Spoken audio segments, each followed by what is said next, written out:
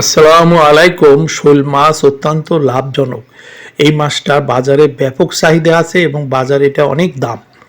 তো যেহেতু যারা যারা শোল মাছ চাষ করছেন তার ভিতরে অনেকেই ভালো লাভবান হচ্ছেন, আবার অনেকে ভালো লাভবান হতে পারছেন না।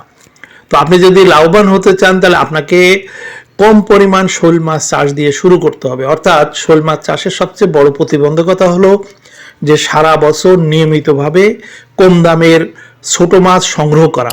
অর্থাৎ যারা কম দামে সুলভ মূল্যে ছোট মাছ, তেলাপিয়া মাছ, পুঁটি মাছ, মলা মাছ, ভাতি চিংড়ি বা অন্যান্য অবাঞ্ছিত ছোট মাছ জোগাড় করতে পারে, তাদের জন্য শোল মাছ বেশ লাভজনক হয়। তো শোল মাছ যেহেতু বাজারে দাম আছে, আপনিও লাভবান হতে পারবেন, তবে আপনাকে কম পরিমাণ মাছ দিয়ে চাষ শুরু করতে হবে। তাহলে আপনি বুঝতে পারবেন যে আপনি সারা বছর এই মাছের খাবারের যোগান দিতে পারবেন কিনা। যারা শুনলেন সবাইকে ধন্যবাদ। আল্লাহ হাফেজ।